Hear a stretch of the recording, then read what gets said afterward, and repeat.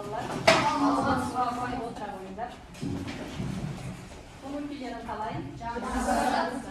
Енді балалар, біз өткен тақырыптарды пысықтау үшін кім жылдам әдісі арқылы мен сендерге бірнеше сұрақтар қоямын.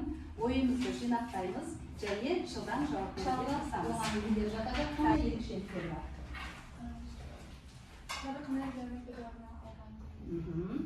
Жарық энергиясын пайдалана алмайтын ағзалар. Тағы қосымша толықтырып жібереміз. Сауралықтар патшалығы ол екі патшалыққа да кіреді. Ұқсайды, иә? Өсімдіктер және жануарлар патшалығы. Өсімдіктер патшалығына ұқсағандықтан, өйткені ол бір орында. Қай жері ұқсайды? Олар бір орында тұрып, бір орында қоректенеді. тіршілік етеді, жануарлар қозғалмайды. Ал жануарлар патшалығына ұқсағандар, олар тек қана органикалық заттармен ғана қоректенеді. Өте жақсы, отыра ғой. Келесі сұрағымыз. Жануарларды алғаш рет омыртқалылар, омыртқасыздар деп кім бөлді? Қай елдің ғалымы? Француз ғалымы Жан-Батист Лемон. Алғаш рет ішкі мүшелер орналасқан денек қуысы пайда болды. Қандай ағзаларда? Кімдерде ең алғаш рет кімдерде пайда болды? Жұмыртқаларда. Өте жақсы. Келесі, эволюцияда алғаш рет қан және қан тамырлар жүйесі пайда болды кімдерде? Болдықтарда. Өте жақсы балалар. Өткен тақырыптар бойынша өте керемет дайындалып келгендеріңізбен. Өте жақсы. Енді өте ертеңде біздің ата-бабаларымыз қайда тіршілік етіп тұрған. Киіз үйдің қандай нелер бар екен? Құрылыстарында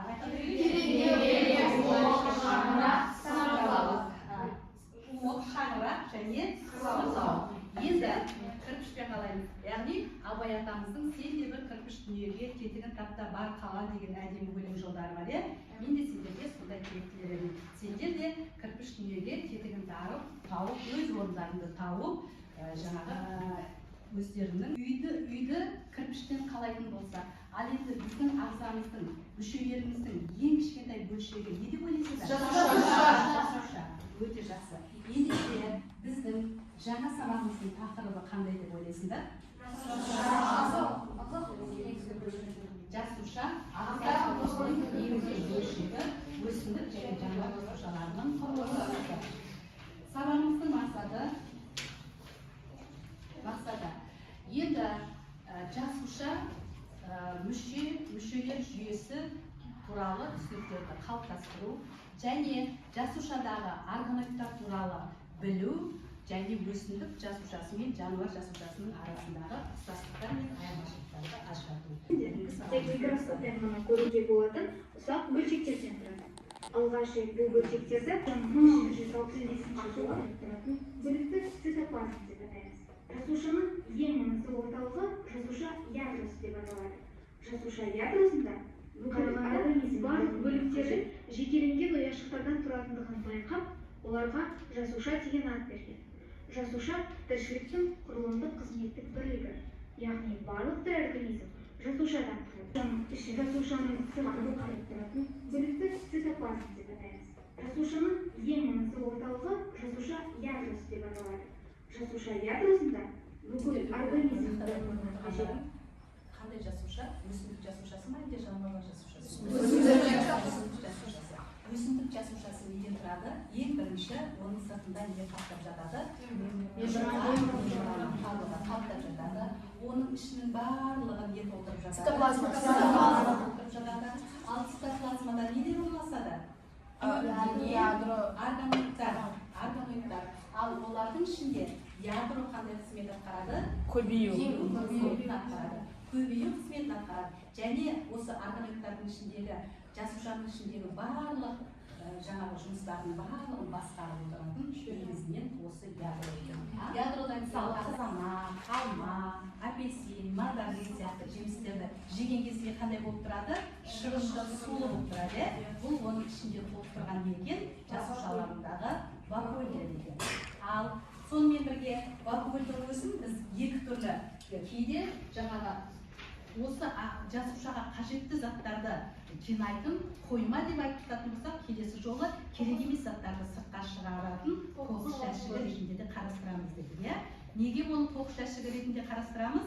Себебі күзде жапырақтар не істейді? Сары түске боялып сарғаяды. Яғни сарғайып олар не істейді? Жерге түседі. Яғни ағаш өзінің бойындағы керек емес заттардың барлығын осы жасушаның, жапырақтың жасушасындағы вакуольдеріне жинап, қызыл сары түске боялып, ол не істейді екен? Жерге тастайды екен. Яғни өзіндегі керек емес заттарды байқау үшін мен сендерге мынандай тапсырма беремін. Бірінші, сәйкестендіру әдісі бойынша жасуша, ұлпа, мүшелер жүйесі және тұтас ағза. Осылардың әрқайсысының анықтамасын бір-бірімен сәйкестендіреміз.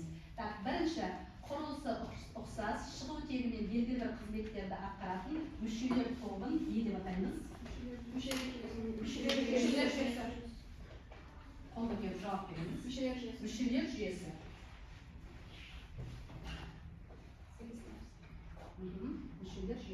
Келесі екінші сұрақ.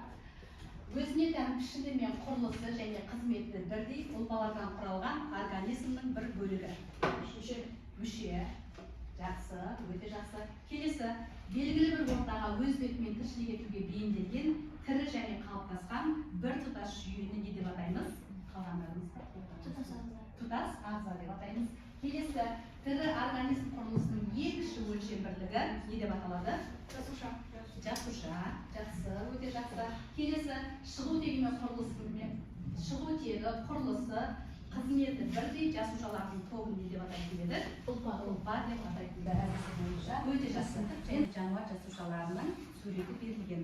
Осыған қарап отырып, екеуін бір-бірімен салыстырамыз. Кім маған салыстырып береді? Келе ғой.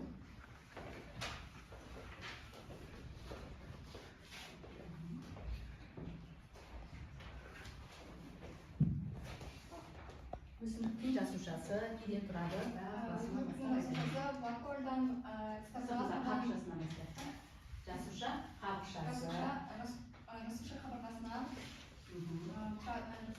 мембранадан, ядродан, цитоплазмадан, нағыз вакуольдан және хлоропласттан және саналудан тұрады. Жасуша қабырғасы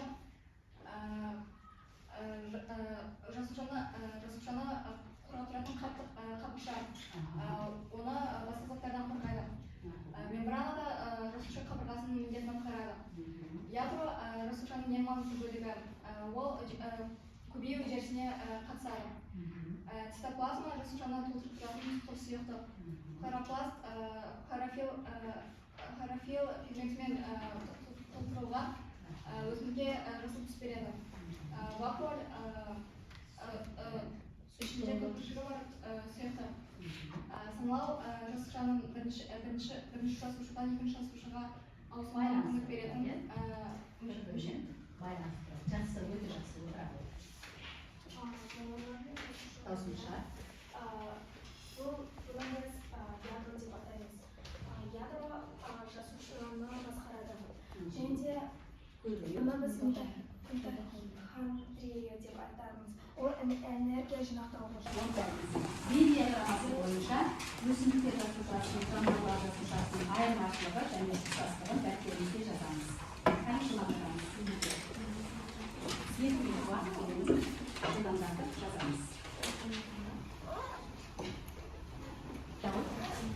Өсімдіктер мен жануарлардың ұқсастығы екеуі де бір жасушадан тұрады. Екеуі де жасушадан тұрады. Ал айырмашылықтары өсімдіктер мембранадан қорғалады. Өсімдіктердің жасушасында, олардың жұқа мембрана қабықшасынан бөлек, тағы да сыртында қандай қабықшасы болады? Қатты жасуша қабықшасы болады.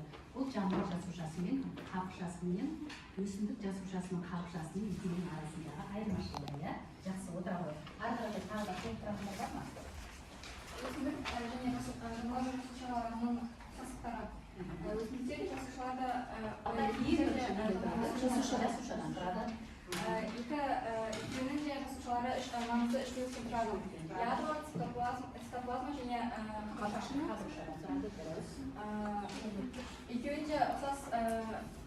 Екеуінің де органиктары болады. Екеуінде де болатын ұқсас органиктар болады. мысалы ядро, цитоплазма сияқты. Жақсы. Енді айырмашылықтары. Айта ғой. өсімдік жасушасында бірнеше вакуоль болады, ал жануар жасушасында тек бір ғана Вакуоль болмайды. жануар жасушасында болмайды. Вакуоль болмайды. Тағы да. Жануарлардың жасушасында пластиктер бола ма? Жоқ болмайды. Өсімдіктерде пластиктер болады. Жануарларда пластиктер болмайды.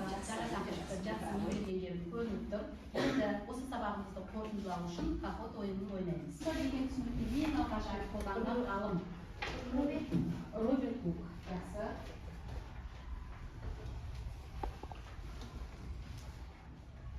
Барлық өсімдіктер, жануарлар, саңырауқұлақтардың жасушасы міндетті 3 бөліктен тұрады.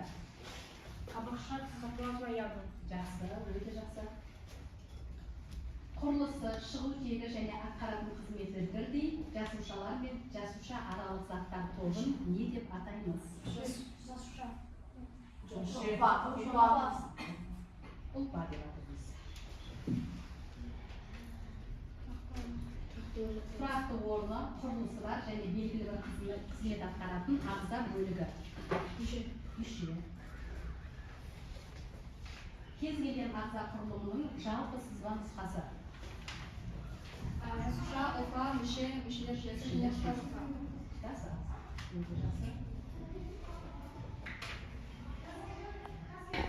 Балалар, сабақ барлығы түсінікті болса, онда бүкіл сабаққа кері байланыс береміз. Активатор әдісі бойынша 3-2-1 әдісі, 3 нәрсені білдім, 2 нәрсені түсіндім, 1 нәрсені қолдануға дайынмын деген тақырыпта маған кері байланыс бересіздер. Қаламыз әдемі бері қарамыз. Қаны балалар, бүгінгі сабақтың қорытындысы бойынша сабаққа жақсы дайындалып, жақсы жауап берген оқушыларға Ақеркеге 9 балл, Дамирге 9 балл, 11-ші Айшаға оқу 46-ші беттегі синтез кестесін толтыру. Күнделіктерімізді алып жазып аламыз және кері байланыс